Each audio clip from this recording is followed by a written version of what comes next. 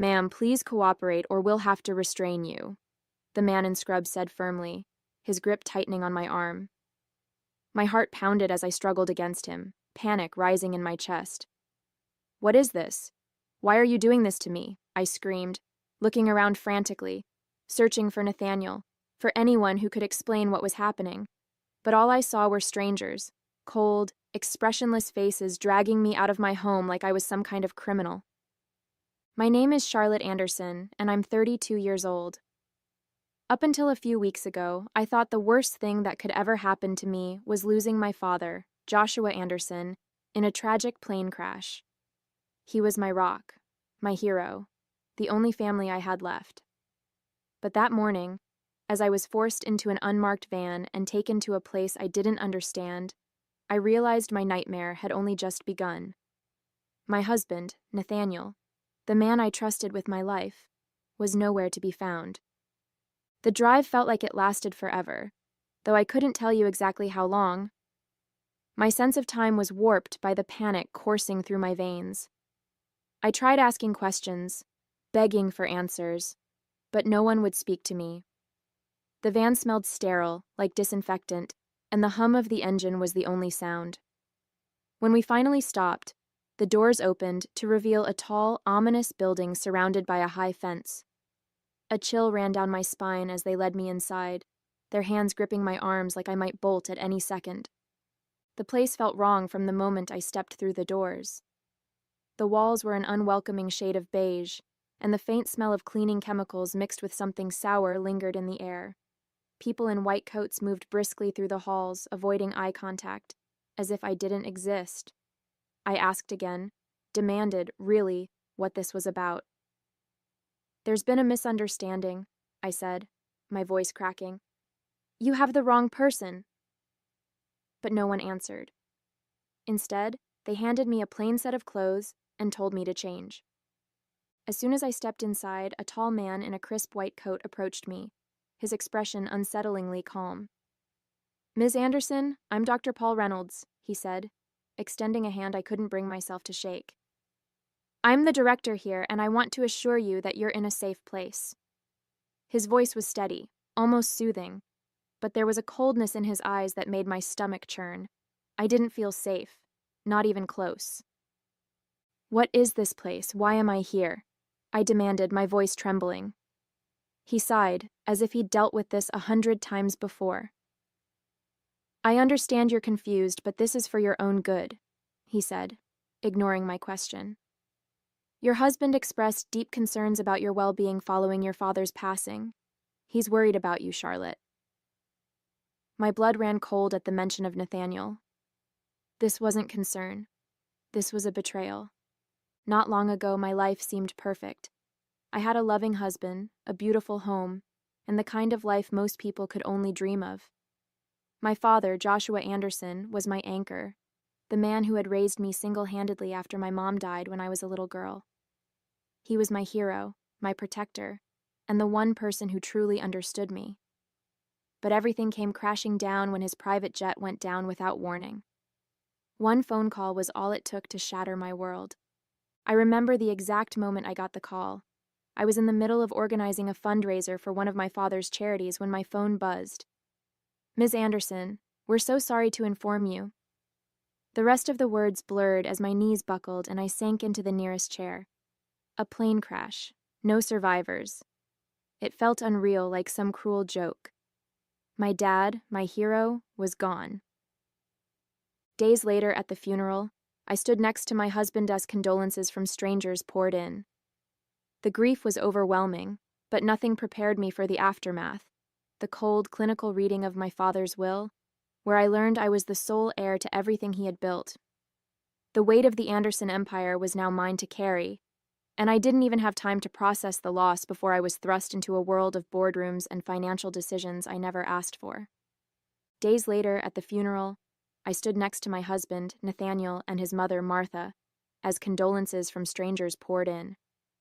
Martha gripped my hand tightly, her eyes brimming with what seemed like sympathy. But something about her touch felt off, too firm, too calculated. The grief was suffocating, a haze that dulled everything around me, but I tried to focus on my father's memory as the man who built an empire and still managed to be my everything. But nothing prepared me for what came after, the cold, clinical reading of my father's will. Nathaniel sat beside me, offering quiet reassurance as the lawyer explained the details. "Charlotte, you are the sole heir to your father's estate," he said, his voice steady. "Everything, his shares in Anderson Steel, the properties, the investments, was mine." I remember glancing at Nathaniel, who gave me a small, supportive smile, and then at Martha, whose face was unreadable. The weight of the Anderson empire landed squarely on my shoulders, and I barely had time to process the loss before I was thrust into a world of boardrooms, legalities, and decisions I never asked for. Now I was sitting in a stark, cold room inside a mental institution, and I still didn't understand what was happening to me. The fluorescent lights buzzed overhead, and the walls were an empty, lifeless beige. My head was spinning with questions, but no answers were coming. I replayed Dr. Reynolds's words over and over in my mind. "This is for your own good. Your husband is deeply concerned about you." Concerned? Nathaniel had never mentioned anything about this, and how could he do this without even speaking to me? Every time I asked for an explanation, I was met with the same dismissive response. "It's all in your best interest." My best interest? Being locked away in this place? I wasn't even allowed to contact Nathaniel, or anyone for that matter. They gave me some pills shortly after I arrived, something to help me relax. I tried refusing, but a nurse stood over me until I swallowed them. Not long after, everything became hazy. My body felt heavy, my thoughts sluggish. It was like they were trying to erase me, one pill at a time. When I woke up, the first thing I noticed was the silence. It wasn't the kind of peaceful quiet you find in a comforting space. It was hollow, eerie, and oppressive. I opened my eyes to see a stark white room with nothing but a narrow bed and a steel chair in the corner. The walls were completely bare, the kind of blankness that felt intentionally dehumanizing. For a moment, I thought I might be dreaming, but the stiffness in my body told me otherwise. My head throbbed and my mouth was dry as if I hadn't had water in days. I tried to sit up, but my limbs felt weak, like I'd been asleep for hours, or maybe even days. The air smelled sterile, sharp with a faint chemical edge, and the faint hum of a distant machine was the only sound. Panic bubbled in my chest as I scanned the room for any sign of familiarity or explanation. There was nothing. No clock, no window, not even a mirror. Just the emptiness. I called out weakly, "Hello? Is anyone there?" My voice cracked, barely more than a whisper, and the only response was my own echo. The silence became unbearable. The more I sat there, the heavier the weight on my chest grew. Panic turned into anger, and before I knew it, I was on my feet, slamming my fists against the cold, unyielding walls. "Let me out!" I screamed, my voice breaking with each word. "What is this place? Someone tell me what's going on." My hands stung with every impact, but I didn't stop. The frustration, the confusion, the betrayal, it all boiled over until I was pounding on the door with everything I had. I didn't even hear the door open behind me. A nurse appeared, holding a syringe in one hand, her face blank, almost robotic. "Please calm down, Ms. Anderson," she said, her voice devoid of emotion. I stumbled back, shaking my head, but before I could react, she grabbed my arm with surprising force and plunged the needle into it. "No, stop!" I shouted, but it was too late. The room began to spin, and my legs gave out beneath me. My last thought before everything went black was that this couldn't be real. This had to be some kind of nightmare. The next 2 weeks passed in a haze, though I only realized how much time had gone by when I overheard a nurse mentioning it to another staff member. I spent most of my days in a drugged stupor, barely aware of my surroundings. The medication dulled everything, my emotions, my thoughts, even the physical sensations of my own body. I couldn't muster the strength to ask questions anymore. The Charlotte I knew, the one who fought, who demanded answers, felt like a distant memory. I'd wake up briefly, eat the tasteless food they brought me, and then drift back into unconsciousness. My dreams were fragmented and strange, filled with distorted faces and muffled voices. Sometimes I'd catch glimpses of Nathaniel in those dreams, but I couldn't tell if it was my mind playing tricks on me or if I was clinging to the last bit of hope I had left. Each time I woke, I felt heavier, like I was sinking deeper into a void I couldn't escape. I wasn't living. I was just existing, and that terrified me more than anything. I stared at her for a moment, trying to gauge if she was serious or just messing with me. Her eyes didn't waver, and there was something about the way she held herself, calm but sharp, like she was always calculating. I was confused and wary, but what choice did I have? I was desperate, and for the first time in weeks, someone had spoken to me like I was a person, not just another sedated patient. "What do you mean?" I whispered back, my voice hoarse from disuse. Lily leaned in closer, her voice barely audible. "This place isn't just for the mentally ill," she said, glancing around to make sure no one was listening. "People end up here because someone wants them gone. You think you're the first?" My stomach twisted at her words, but I didn't have time to process them before she sat back, acting like nothing had happened. "You can either trust me or you can stay here and rot," she said casually, stabbing her fork into a sad pile of carrots. Trouble or not, I knew one thing. She might be my only chance to get out of this hell. Later that day, during the brief free time they allowed us in the common area, Lily found me again. She sat down next to me, keeping her tone casual as if we were old friends chatting. "I've gotten out of here before, you know," she said, twirling a strand of her dark hair between her fingers. I glanced at her, trying to mask my surprise. "You've escaped?" I whispered, barely believing what I was hearing. She nodded, a smirk tugging at the corner of her mouth. "A few times. It's not as hard as you think, but they always find me. The streets aren't exactly forgiving, and I stick out too much after a few days. They catch me, bring me back, drug me up for a while, and act like I never left." Her voice was steady, almost nonchalant, but I could see a flicker of frustration in her eyes. "But you," she added, looking straight at me. "You're different. You don't belong here, and you've got something they want to keep locked away. That makes you dangerous to them, and that means we have a better chance if we work together." Lily leaned in closer, her voice barely above a whisper. "I got caught again the day before you arrived," she admitted, her smirk fading for the first time. "I was so close, but they picked me up a few streets over. Same routine, dragged me back here, pumped me full of meds, and threw me in isolation for a few days. But this time, I've been watching, studying the new guards. They're not as sharp as the old ones." I raised an eyebrow, skeptical but intrigued. "New guards?" I asked quietly, my voice trembling with both curiosity and fear. She nodded, her dark eyes glinting with determination. "Yeah, the night shifts especially. They're lazy, distracted. I've been mapping their routines during meals, free time, and lights out. I know when the hall cameras are watched and when they aren't." She glanced around the room, her gaze darting between the other patients and the staff. "If we do this right, they won't even see us coming." For the first time in weeks, I felt a flicker of something I hadn't dared to feel. Hope. Over the next few days, Lily and I quietly started piecing together a plan. She'd whisper to me during meals, or in the common room when no one was close enough to overhear. Every detail mattered. What time the night shift guards switched, which doors were left unlocked for staff convenience, and the quickest route to the outer gate. "Timing is everything," Lily said one evening, her voice barely audible as she pretended to stir her bland soup. "If we get caught, it's game over. They'll double the meds and we'll never get another chance." We decided on 2 nights from then, during the dead hours when the staff was at its laziest.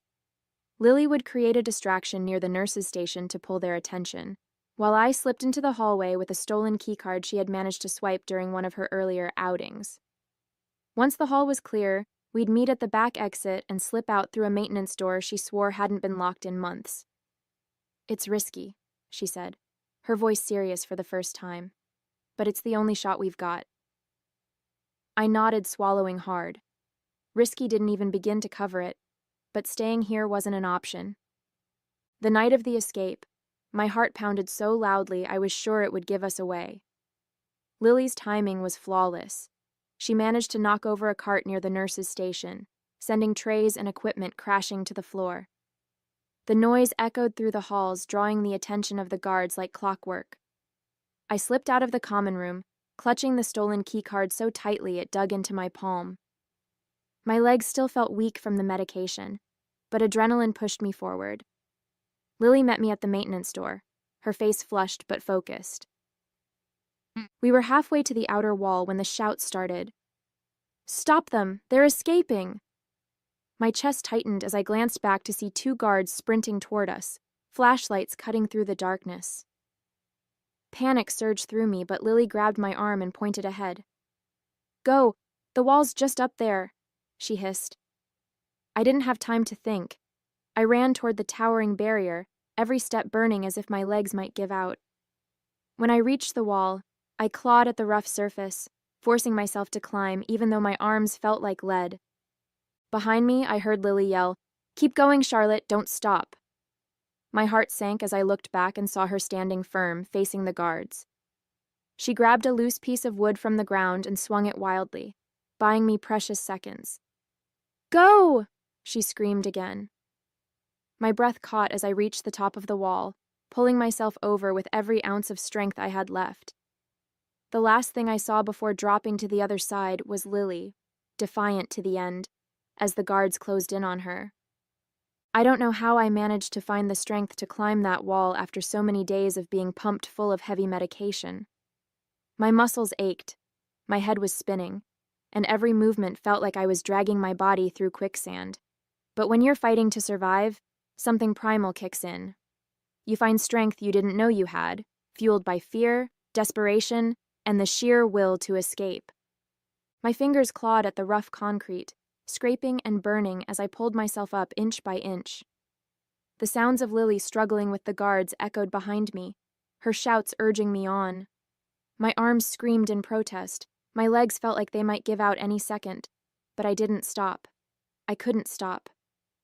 With one final heave, I threw myself over the top and tumbled to the ground on the other side, the impact jarring but freeing. For the first time in weeks, I felt the cool night air on my skin.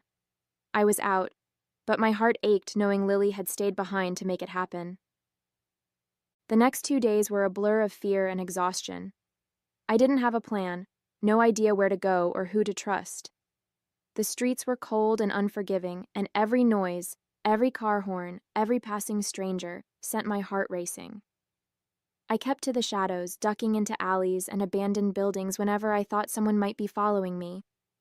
I was terrified they'd find me, drag me back to that awful place, and lock me away for good. My body felt like it was running on fumes. The medication still lingered in my system, making me feel sluggish and disconnected, and the little food I found barely took the edge off the hunger gnawing at me. I barely slept, too afraid that someone would recognize me or report me to the authorities. The world outside was supposed to be freeing, but instead, it felt like a cage of its own. My mind kept going back to Lily. Was she okay? Had she paid the price for helping me? The guilt was overwhelming, but I couldn't let it stop me. I had to keep moving. After 2 days of hiding on the streets, I couldn't take it anymore. I needed help, and the only person I could think of was Jonathan Sachs. But I wasn't stupid. I couldn't just announce myself. I'd managed to collect enough spare change by holding out an old coffee cup on a busy corner, avoiding eye contact with everyone who passed. Humiliation aside, it was enough to get me to a payphone. I dialed the Anderson Steel main number, my fingers shaking as I pressed each button. When the receptionist answered, her tone was clipped and professional. "Good morning, Anderson Steel. How may I direct your call?" I hesitated for a second before lying through my teeth. "Hi, this is Anna Collins," I said, trying to sound composed. "I'm a former colleague of Jonathan Sachs, and I need to speak with him right away." There was a pause, and my heart raced as I imagined her questioning my story. But then she said, "One moment, please," and the line clicked to hold. I let out a shaky breath, clinging to the faint hope that he'd actually pick up. When the line finally connected, I heard Jonathan's voice on the other end. It was steady and professional, just as I remembered from the few times I'd seen him with my father. "This is Jonathan Sachs," he said. I hesitated, gripping the phone so tightly my knuckles turned white. "Jonathan," I started, my voice trembling. "It's me, Charlotte." There was a long pause, and I could hear the faint rustling of papers in the background. "Charlotte?" he finally said, his tone a mix of disbelief and caution. "Where are you? Everyone thought—" I cut him off before he could finish. "I can't tell you where I am," I said quickly, glancing over my shoulder as if someone might be watching. "But I need your help. I've been locked away in a mental institution, Jonathan. They drugged me. They said I was a danger to myself, but it's not true." My voice cracked, and I could feel the tears threatening to spill. "It was Nathaniel and his mother. They did this to me." When the line clicked and I heard Jonathan's voice, steady and professional, I took a deep breath to steady myself. "Jonathan," I said quietly, glancing around to make sure no one was nearby. "It's me, Charlotte." There was a pause, and I could almost hear his confusion. "Charlotte? Where have you been? Everyone thought—" I cut him off, my voice sharper than I intended. "I can't explain over the phone. I need you to meet me, alone." He hesitated, and I could hear the doubt creeping into his tone. "Charlotte, are you okay? What's going on?" I pushed through the knot in my throat. "Please, Jonathan, just meet me. And you have to swear to me you won't tell Nathaniel or Martha." Another pause, longer this time, before he finally said, "All right, where do you want to meet?" Jonathan arrived at the park just as the sun was beginning to set, casting long shadows across the empty benches. I stayed hidden near a tree, watching him from a distance for a moment to make sure he was alone. When I finally stepped out, his face went pale. "Charlotte," he said, his voice low, almost disbelieving. "You look— God, what's happened to you?" I motioned for him to sit, too drained to respond right away. We settled on a bench far from the main path, the distant sounds of children playing barely registering in my ears. "They took everything from me," I began, my voice trembling as I tried to keep my composure. "Nathaniel and Martha. They're behind all of this. After my father died, they had me declared mentally unstable and had me locked in a facility. I've been drugged and trapped for weeks." I swallowed hard, fighting back tears. "And you know the worst part?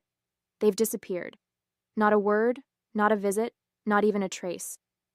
They threw me away like I was nothing, Jonathan. Nothing." Jonathan leaned forward, his elbows resting on his knees as he tried to process everything I'd just told him. "Why would they do this to you?" he asked, his voice a mix of disbelief and anger. "I mean, Nathaniel, he loved you, didn't he? And Martha? Why would she go to such extremes?"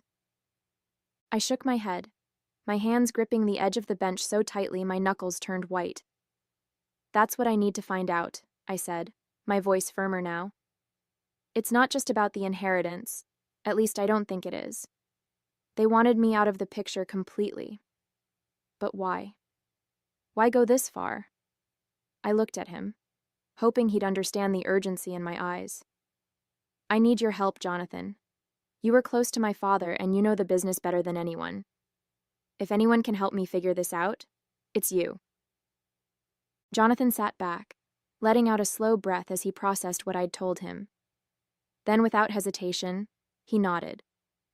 "All right," he said, his voice steady. "I believe you, Charlotte. And if what you're saying is true, we can't waste any time. You need a safe place, somewhere no one will think to look for you." He glanced around the park, scanning for any signs of prying eyes.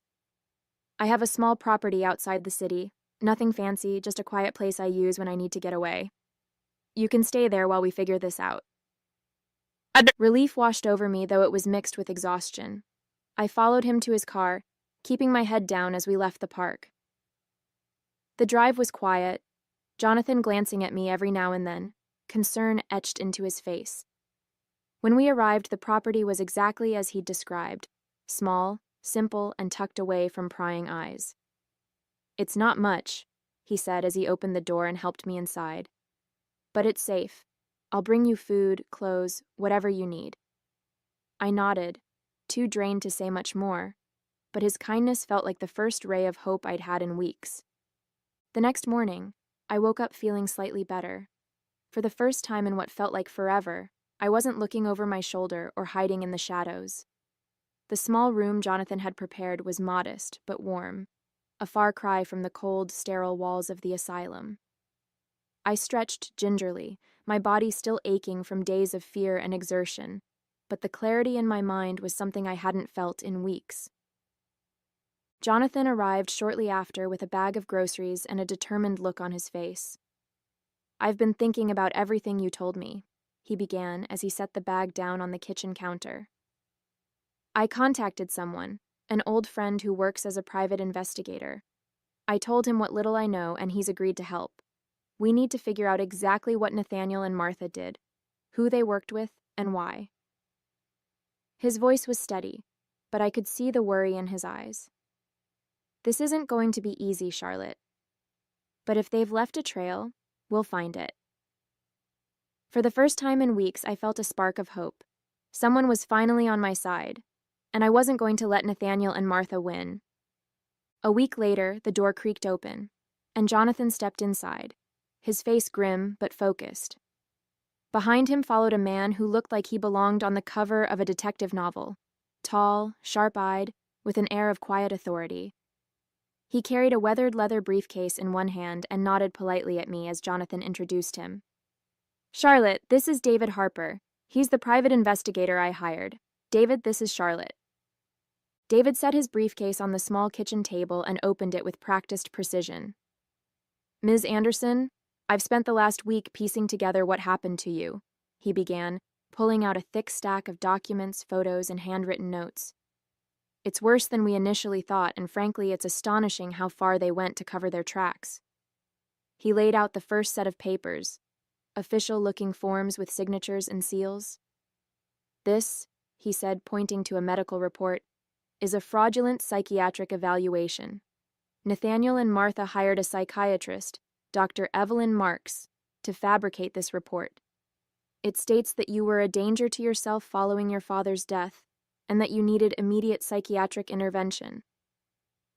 I stared at the document, my stomach turning. But how could they make that stick? I was fine. Grieving, but fine. David nodded grimly. "They knew grief alone wouldn't hold up, so they exaggerated your behavior. Claims of paranoia, erratic mood swings, even self-harm, none of which were corroborated. That report was the foundation for what came next." He slid another paper forward. "This is the expedited court order, signed by Judge Leonard Grayson, a name that appears on several questionable cases I've investigated before. He was bribed to fast-track the order, bypassing the usual scrutiny." Jonathan leaned against the wall, his arms crossed, his face growing darker with every word. David continued, pulling out another set of documents. "Once the court order was signed, it was sent directly to the facility where you were admitted. The owners of that institution, Dr. Paul Reynolds and his partners, are known for accepting high-profile patients with special circumstances. They've been under the radar for years, taking bribes to keep people out of sight and under control." He placed a photo of Reynolds and Nathaniel, shaking hands at what appeared to be a private meeting. "This was taken 3 days before your commitment." My breath caught and my hands trembled as I reached for the photo. "Nathaniel, he planned this. They both planned this," I whispered, my voice barely audible. David nodded again. "Not only did they plan it, but they also ensured you'd stay heavily medicated, reducing your chances of reaching out or appearing coherent if anyone visited." He tapped another paper, a ledger showing payments. "Here's the money trail. Nathaniel transferred $250,000 to Dr. Reynolds the day after you were admitted. That payment bought your silence." I felt like I couldn't breathe, the room spinning as the weight of their betrayal hit me. "And Martha?" I asked, my voice raw. David's expression hardened. She was instrumental. Communications between her and Nathaniel show that she pushed for this. She convinced him it was the only way to secure your inheritance. Without you in the picture, they'd gain full control of the Anderson estate. He pulled out one last piece of evidence, a series of emails between Nathaniel, Martha, and Dr. Marks. They discussed everything in chilling detail, fabricating the report, bribing the judge, and ensuring I'd be kept sedated indefinitely. They were thorough, David admitted, but they underestimated two things. One, your resilience, and two, my team's ability to dig through the mess they left behind. Jonathan, who had been silent until now, finally spoke. Charlotte, this is enough to take them down. With this evidence, we can not only expose what they've done, but ensure they're held accountable. His voice was firm, but I could see the anger simmering beneath. I looked at the spread of evidence before me, proof of the lengths they'd gone to strip me of my freedom, my sanity, and my life. My fear began to give way to something stronger, something that had been building since the day I escaped. Determination. They thought they could destroy me, I said, my voice steady despite the storm brewing inside me. But they're going to learn just how wrong they were. When Jonathan and David left, the house fell silent again, leaving me alone with the weight of everything I'd just learned. I sat at the kitchen table, staring at the stack of evidence, the damning proof of what Nathaniel and Martha had done to me. My hands trembled as I traced the edges of one of the photos, a snapshot of Nathaniel shaking hands with that awful doctor, Paul Reynolds. It felt surreal, like I was looking at a stranger instead of the man I once loved with all my heart. Nathaniel. His name echoed in my mind like a haunting melody I couldn't silence. How could someone I trusted so deeply, someone who had held me during my darkest moments after my father's death, do something so brutal? The memories of us together came flooding back, the laughter we shared, the promises we made, the way he looked at me as if I were his whole world. Was any of it real? Or was it all just part of some long con, orchestrated by his manipulative mother? I pressed my hands to my face, the tears finally spilling over. It wasn't just the betrayal. It was the cruel, calculated way they'd stripped me of my life, as if I were nothing more than an obstacle to be removed. The next morning, Jonathan arrived at the small property earlier than usual, his face tense but energized. "Charlotte," he said, motioning for me to sit with him at the table. "David and I spoke with the authorities last night. After reviewing the evidence, they've confirmed we have a strong case, strong enough to take Nathaniel and Martha into custody immediately." I blinked at him, the words almost too overwhelming to process. "So, it's happening?" I asked, my voice barely above a whisper. He nodded firmly. "Yes. They've issued warrants for both of them, Nathaniel and Martha. The authorities are coordinating to ensure they're apprehended simultaneously. It'll be discreet but swift." Relief and anxiety flooded me all at once. Relief that justice might finally be within reach, but anxiety at the thought of facing the fallout. "What happens to them now?" I asked, trying to steady my voice. Jonathan leaned forward, his tone reassuring. "They'll be taken in for questioning first. Once in custody, the evidence we've gathered will speak for itself." Jonathan glanced at me as he stood to leave. "By the way," he said, his tone calm but firm, "they already have officers watching the mansion. If Nathaniel or Martha try to run, they'll be caught before they get anywhere." After Jonathan left, I stared at the phone for what felt like hours, the weight of everything pressing down on me. Finally, I couldn't hold back any longer. With trembling hands, I dialed Nathaniel's number. The line rang twice before he picked up. "It's over, Nathaniel," I said, my tone sharper than I expected. There was a beat of silence on the other end before he replied, "Charlotte? Oh my God, is it really you? I've been so worried about you. Where are you? Are you okay?" "Cut the act, Nathaniel," I said sharply, my voice like steel. "I didn't call to hear your lies. I know everything." There was a beat of silence on the other end before he spoke again, this time more cautiously. "I don't know what you're talking about," he said, his tone measured but tinged with nervousness. "Where have you been? People have been looking for you. I was worried sick." "Worried?" I scoffed, gripping the phone tighter. "You mean worried I'd escape? Worried I'd find out about the lies you and your mother spun to have me locked away?" I didn't let him interrupt. "Save it, Nathaniel. I know about the fake diagnosis, the bribes, the payments to keep me drugged and out of the way. It's over." Nathaniel hesitated, his voice faltering slightly. "Charlotte, I don't know where you're getting this from, but you've been through so much lately. Maybe you're confused." "Don't you dare patronize me," I snapped, cutting him off. "You think I don't know what you've done? I have the proof, Nathaniel. The bribes, the documents, the payments to the clinic. It's all out in the open now. You and Martha thought you could bury me, but you underestimated me." Nathaniel was quiet for a moment, and I could hear his shaky breath on the other end of the line. "Charlotte, I didn't know what else to do," he finally stammered, his voice breaking slightly. "It wasn't supposed to be like this. Martha said it was for your own good. She said you were spiraling after your father died. I thought we were helping you." "Helping me?" I said, my voice rising with disbelief. "Do you even hear yourself, Nathaniel? You drugged me, locked me away, and stripped me of my life. You didn't help me. You tried to erase me." "I didn't want to erase you," he snapped suddenly, the facade cracking. I didn't want to lose everything. Martha said if you were declared unfit, we could take control of the estate until you recovered. I thought it was temporary. I thought—" "You thought I'd what? Thank you for ruining my life?" I interrupted, my fury bubbling over. "Be honest, Nathaniel. You never intended to give anything back. This wasn't about helping me. This was about greed. Admit it!" "No!" he shouted, his voice desperate now. "I loved you, Charlotte. I still do. I swear to God I never wanted to hurt you.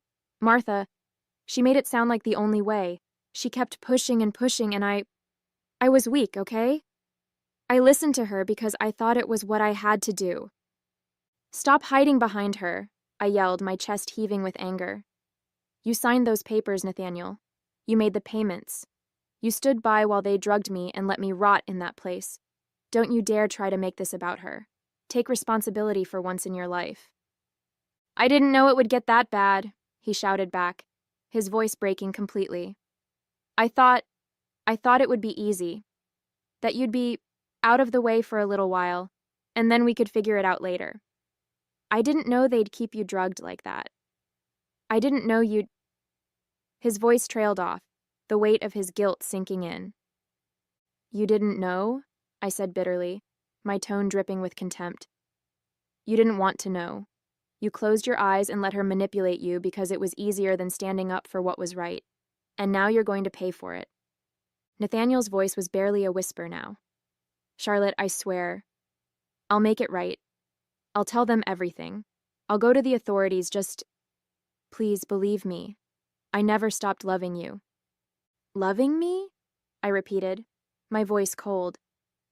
"If this is what your love looks like, I don't want it. You and Martha destroyed everything, Nathaniel. There's no fixing this." For a moment the line was silent except for his shaky breathing. "Charlotte," he said finally, his voice broken. "I'm sorry. I don't know what else to say." "You can say it to the police," I said flatly, and before he could respond, I hung up. My hand hovered over the receiver for a moment before I let out a shaky breath. It wasn't closure, but it was enough, for now.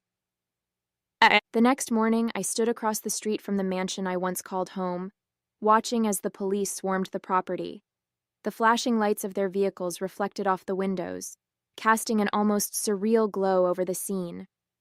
My heart pounded as I watched officers march up the front steps, their knock on the door firm and commanding. Moments later, the door opened, and there they were, Nathaniel and Martha. Nathaniel's face was pale, his usual composure completely shattered. As the officers cuffed his hands behind his back, he looked around wildly, his eyes searching the crowd that had gathered. When his gaze landed on me, his entire body tensed. "Charlotte!" he shouted, his voice cracking with desperation. "Charlotte, please, let me explain." He tried to step toward me, but the officers restrained him, pulling him back. I didn't move. I didn't blink. I just stared at him, my face a mask of cold indifference. I wouldn't give him the satisfaction of a reaction, not anymore. His pleas grew more frantic as the officers led him toward one of the waiting cars. "Charlotte, I love you. Please, don't do this." His voice faded as they forced him into the back seat. Martha, on the other hand, was the picture of defiance. She held her head high, her expression unreadable as they cuffed her hands. She didn't say a word, didn't even glance in my direction. Her pride was unshakable, even now. It didn't matter. Her silence spoke volumes, and her arrogance would crumble soon enough. As the police cars pulled away, taking them to face the consequences of their actions, I felt a strange mix of emotions: relief, anger, sadness, and something else I couldn't quite name. I turned and walked away, not looking back. They had tried to erase me, to destroy everything I was, but they hadn't won. I was still standing, and finally, I felt like I could breathe again. Hey there! Did you like the story? If you did, don't forget to hit the like button and subscribe to the channel. It helps us a lot and makes sure you won't miss out on more great stories we share here. Thank you for watching, and we'll see you in the next one.